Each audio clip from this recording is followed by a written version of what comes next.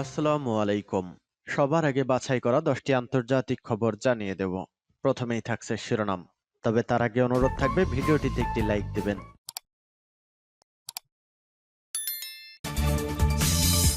এই মুহূর্তে সর্বশেষ হাতে পাওয়া আপডেট আন্তর্জাতিক সংবাদ। ইউক্রেনকে দূরপাল্লার ক্ষেপণাস্ত্র দিচ্ছে যুক্তরাজ্য।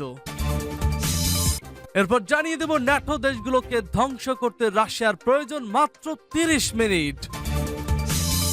এদিকে গাজা উপত্যকায় হামলা অব্যাহত রেখেছে ইসরায়েল। এরপর জানিয়ে দিব পুতিনের প্রতিশোধ, ক্ষেপণাস্ত্র বৃষ্টিতে বিধ্বস্ত ইউক্রেন। এবং জানিয়ে দেব উত্তপ্ত মণিপুরে প্রেসিডেন্টের শাসন চায় কংগ্রেস। সর্বশেষ জানিয়ে দিব উত্তেজনার মধ্যে ইমরানের দলের সিনিয়র ভাইস প্রেসিডেন্ট শিরিন গ্রেপ্তার। শুনছিলেন সংবাদ শিরোনাম, এখন বিস্তারিত। তবে তার আগে অনুরোধ থাকবে ভিডিওটিতে একটি লাইক এবং কমেন্টস করে জানিয়ে দিন আজকের এই ভিডিও সম্পর্কে আপনার মূল্যবান মতামত। আর হ্যাঁ বন্ধুরা, অবশ্যই ঝটপট করে এই ভিডিওটি আপনার বন্ধুদের মাঝে শেয়ার করে ছড়িয়ে দিন। আর জানিয়ে দিন আপনি কোন জেলা থেকে বা কোথা থেকে আমাদের সংবাদ শুনছেন এবং দেখছেন। ইউক্রেনকে দূরপাল্লার ক্ষেপণাস্ত্র দিচ্ছে যুক্তরাজ্য।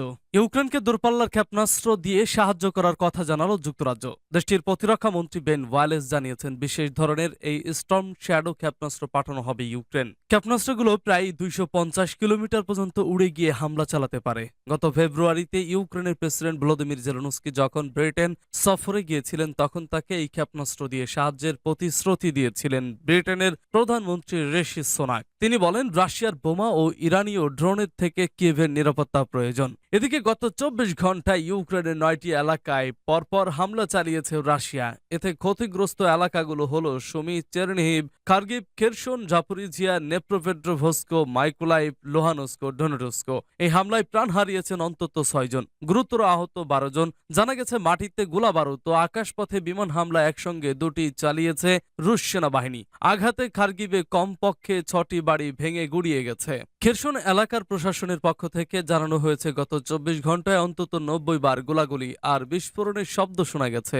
জাপোরিজিয়ার দাবি সেই এলাকায় কমপক্ষে 70 বার হামলা চালানো হয়েছে, ধ্বংস হয়ে গিয়েছে 36টিরও বেশি বাড়ি। যদিও রাশিয়া এই হামলা নিয়ে কোনো মন্তব্য করেনি। ন্যাটো দেশগুলোকে ধ্বংস করতে রাশিয়ার প্রয়োজন মাত্র 30 মিনিট। পারমাণবিক যুদ্ধ হলে রাশিয়া 30 মিনিটের মধ্যে ন্যাটো জোটভুক্ত দেশগুলোকে ধ্বংস করতে পারে।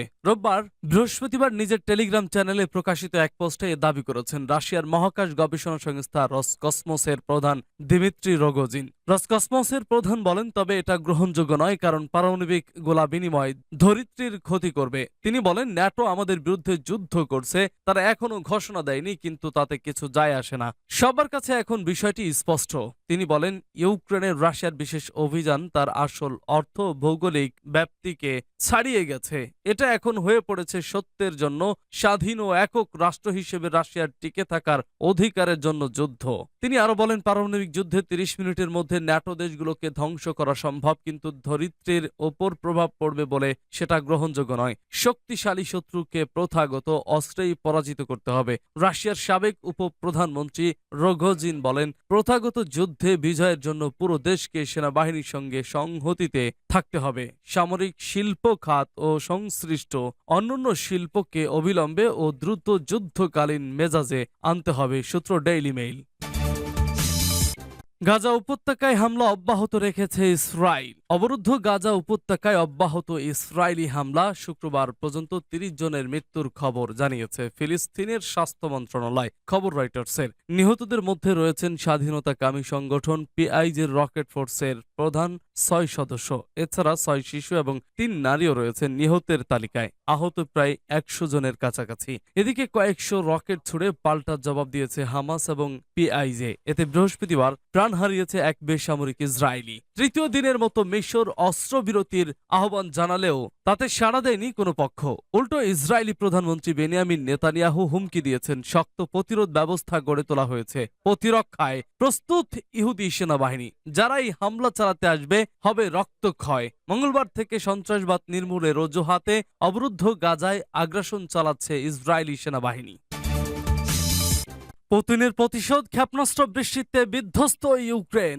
যুদ্ধ চলায় প্রায় প্রতিদিনই ছোটখাটো হামলার মুখে ছিল ইউক্রেন, কিন্তু গত অক্টোবর থেকে শক্তিশালী বিস্ফোরণে মারাত্মক ক্ষতিগ্রস্ত হয় ক্রিমিয়া দ্বীপের সঙ্গে রাশিয়ার স্থল যোগাযোগের একমাত্র মাধ্যম কের্স সেতু। রুশ প্রেসিডেন্ট ভ্লাদিমির পুতিন এটিকে সন্ত্রাসী কাণ্ড উল্লেখ করে এর জন্য ইউক্রেনীয় গোয়েন্দা বাহিনীকে দায়ী করেন।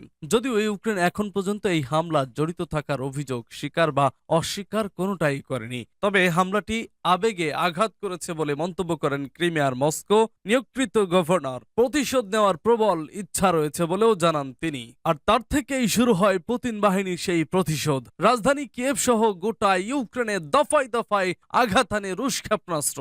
স্থানীয় সময় সকাল 8টার দিকে শুরু হয় রাশিয়ার সমন্বিত ক্ষেপণাস্ত্র হামলা।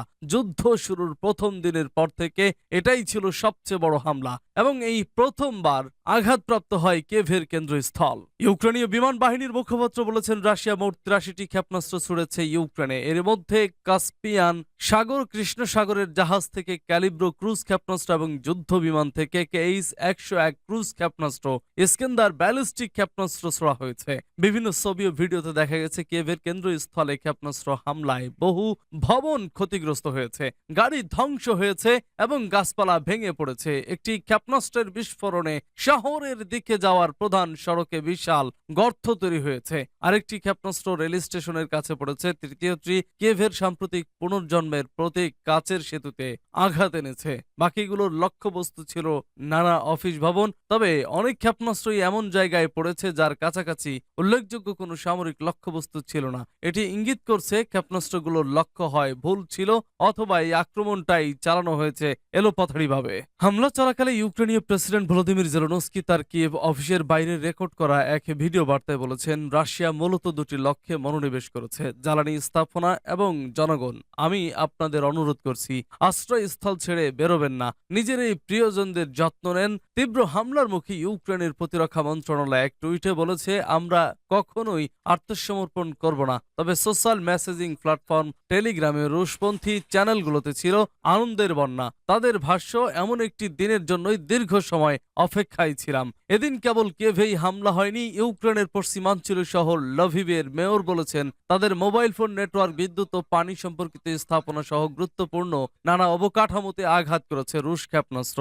আপাতত পানি তুলতে জেনারেটর ব্যবহার করা হচ্ছে এবং হামলায় শহরের 1/3 ট্রাফিক সিগন্যাল অকেজো হয়ে গেছে। উত্তপ্ত মণিপুরে প্রেসিডেন্টের শাসন চায় কংগ্রেস। গেল বেশ কিছুদিন ধরেই ভারতের মণিপুরের পরিস্থিতি উত্তপ্ত। গতকাল কুকি জঙ্গিদের গুলিতে এক পুলিশ কমান্ডো নিহত হয়েছেন, আহত হয়েছেন বেশ কজন। এর ফলে সরকারিভাবেই নিহতের সংখ্যা দাঁড়ালো 67 জনে। এ পরিস্থিতিতে মণিপুরে প্রেসিডেন্ট শাসন জারির দাবি জানিয়েছে দেশটির প্রধান বিরোধী দল কংগ্রেস। মণিপুর, মিজোরাম ও বিহারের দায়িত্বপ্রাপ্ত জাতীয় কংগ্রেস নেতা ভক্তচরণ দাস দিল্লিতে বলেন, মণিপুরে পুরোপুরি অরাজকতা চলছে। রাজ্যের প্রকৃত ছবি যাতে বাইরে আসতে না পারে তার জন্য ইন্টারনেট বন্ধ। ভক্তচরণ প্রশ্ন তোলেন, এত বড় সহিংসতার পরও প্রধানমন্ত্রী নরেন্দ্র মোদী চুপ কেন? কেন্দ্রীয় স্বরাষ্ট্রমন্ত্রী এখনো মণিপুরে আসেননি। কংগ্রেসের পক্ষে অবিলম্বে আহতদের চিকিৎসার ব্যবস্থা করা, ঘর ছাড়াদের নিরাপত্তা ও ঘরে ফেরানোর মতো সুরক্ষিত পরিবেশ তৈরি করা, নিহতদের পরিবারের জন্য 20 লাখ ও ঘর পোড়া পরিবারগুলোর জন্য 5 লাখ টাকা করে ক্ষতিপূরণ ও ক্ষতিগ্রস্ত পরিবারগুলোর জন্য দীর্ঘকালীন পুনর্বাসন প্যাকেজের দাবি জানিয়েছে লাখ ও ঘর পোড়া পরিবারগুলোর জন্য।